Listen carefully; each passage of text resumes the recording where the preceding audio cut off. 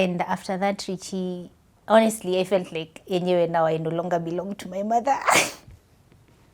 I honestly feel like that was the first time I realized. Yo. Na ni kama sasa niko na mtu cha ukweli. Like it's like I no longer belong to my mom.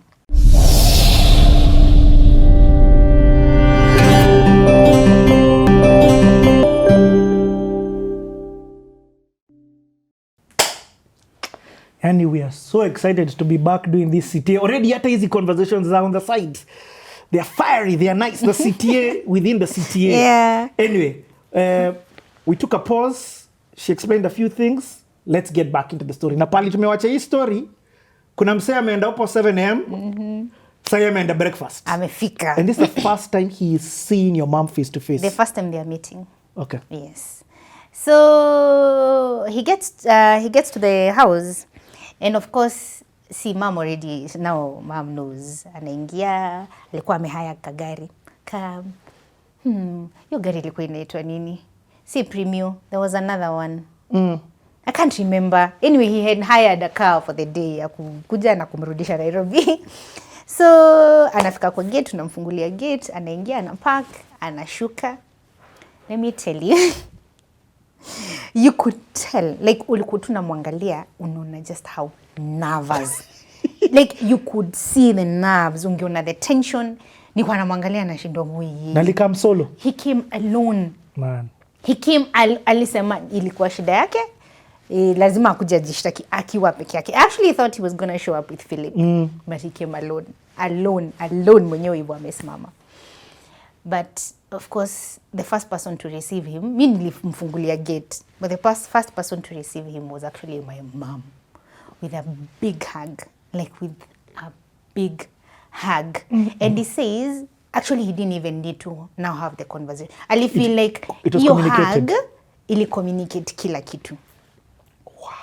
That hug communicated. He says he felt like your hug ndio ilimwambia kila kitu iko sawa. And my mom, oh, my son, karibu, nini. And we have breakfast. But by the time sasa naongea na mom, kumwambia mom nimekam kujishtaki nini, my mom already knows. So the conversation was very brief.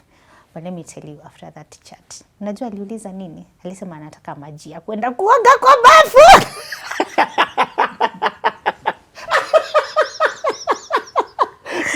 Because of the sweat, tension and nini, alikuwa amesweat. T-shirt ilikuwa inashikana na mgongo. Wow. Because ya hiyo tension, ya sijui what's gonna happen. Kuoga. Let me tell you, alisema anataka kuoga. Anataka tu aende kwa bafu, aoge tu na maji baridi, hiyo nini imtoke. And my sweet mother did exactly that. By there, alimwekea maji vizuri kwa bafu, and he went and showered and was given a clean t-shirt to wear. You're joking? Yes. Hey, you guys live different. Imagine. And that was it. And that was now it. Like, hata kukuwa na, even the conversation about mom nini, the conversation was actually mom. Vile tu nilikwambia, huyu msichana ni wangu sasa, niachie tu ni msichana wangu sasa. Judy, what does this do for you? That day, like you've first of all, maybe 2 days before you've communicated to your mom, that relief has been there. Now you're seeing your mom and your future husband. Just future husband by law. Yes. Not already like a good. Yes. What does that do for you? Oh my God. Richie, the relief. And I think, I can't say it was for the first time, because of course they had been, the first relief was him when he said he's here for good. The second one was me coming home to tell my mom, and my mom was okay with everything. And now Abel is here, and I think iliniambia tu, ilinipatia the assurance that everything is gonna work out. Like everything is just gonna be okay. As long as I have these two people by my side, everything is just gonna be okay.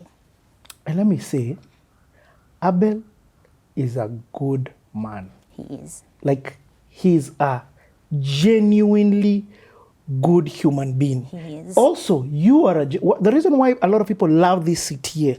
I'm very aware. It's not a tea magic that I am doing. I am just exposing to the world who you are. Do you get what I mean? Yeah. And what the world is seeing is that you get, this is a good person. Like, your heart is genuine, there's some things that you can't fake. There's some communicate. You see the way that hug communicated to Abel a lot of things. There's a way that you speak and that you talk and that you that you are that communicates you're a good person. Yeah. Probably even hence why the two of you should be together. But I'm saying I'm stressing on that because I'm just like, whoa, I'm a bit impressed. I'm doing some claps despite making a mistake. Na nimefanya hivi in quotes. That was a good man to know that my future is niko sawa. Okay. So of course now we chill because now amefika mapema and we had the rest of the day to chill. It was one of my best days. Honestly, I can't say that it's because I recall everything that happened on the day, but you see that morning session, that was it. Because after hapo by the way ilikuwa tu sherehe. Ilikuwa tu kumpeleka kwa shamba, aone shamba, nini, kumzungusha huko. Like it was just literally introducing just us him to your now world. chilling. Yes. Because he had to go back to Nairobi same day. Yeah. What? Yeah. Okay. And I stayed home for, I think, another 1 week or so with mom. And then I went to Nairobi. Back to school? Richie, yes. And after that, Richie, honestly, I felt like anyway, now I no longer belong to my mother. I honestly feel like that was the first time I realized, Yo. na ni kama sasa niko na mtu cha ukweli. Like it's like I no longer belong to my mom. Like I am my mother's child, yes, but I am no longer her responsibility. And nimeenda kwa mtu mwingine. Yo. That is what I felt. Because after that, it was sort of official, in quotes, like official. Ni sasa niko huko. And also in that space, the people who matter the most to you from this story Exactly. have known. Yes.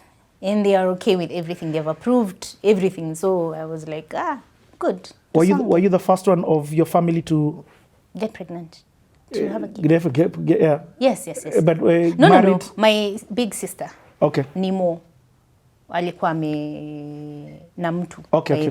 Yeah. Because the difference between Willie, who's our first nephew kwa family yetu, mtoto wetu wa kwanza, it's 2 years, a difference of 2 years between Willie and Mombus. Who's older?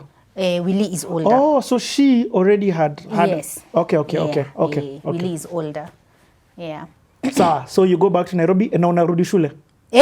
Nairobi na narudi shule. But sasa all this time nilikuwa naishi kwa hostel bado. But then I would do the hostel sometimes, and then sometimes I would go to Pangani and then come back to school the following morning. But most of the times ilikuwa tu ni weekends. Like on Fridays I would go to Pangani, chill with him and Philip over the weekend, and then on Sunday jioni or on Monday morning I would come back to school. And then I would be in school until Friday again.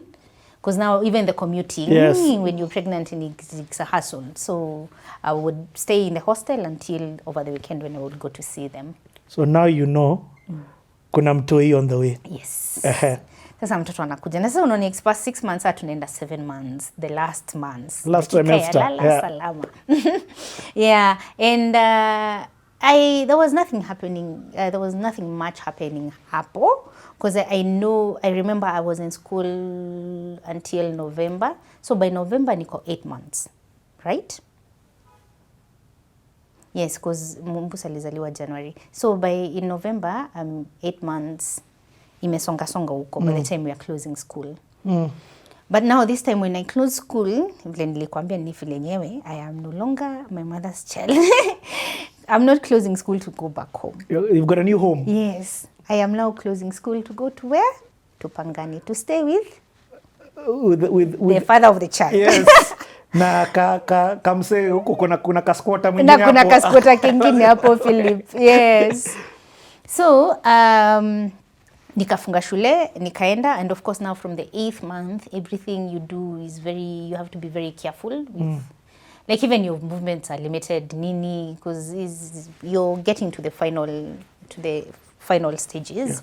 So hakuna vitu mingi unaweza fanya. At this point, sorry, just this, at this point has your emotion turned to joy?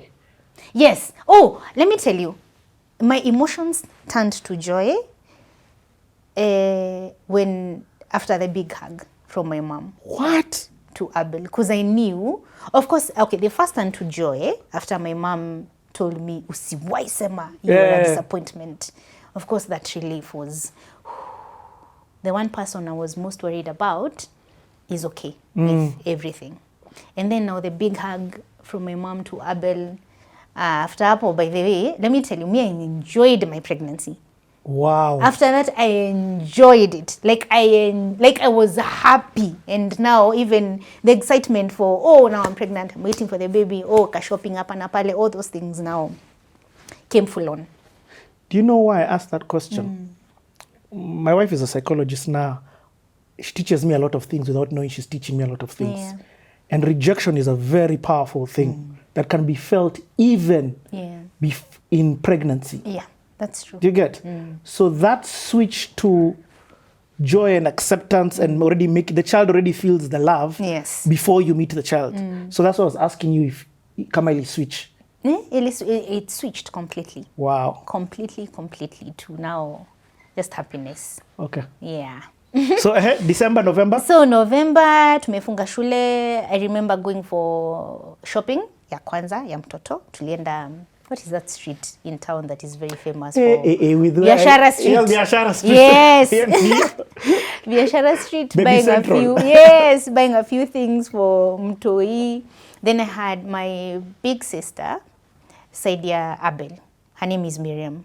Miriam was actually the one who would go to Gikomba and buy for me because Biashara Street is very expensive. It depends. But back then, you feel, hey, you can't buy everything from there. Yep. Then it kwenda Gikomba, uokote to 20 bob, 50 bob, 100 bob, even. So she went one of the days, akanifanyia to shopping. Zamtuya akaniletea, because at 8 months, huwezi ingia Gikomba, utatembea aje uko ndani na nini imefika huko.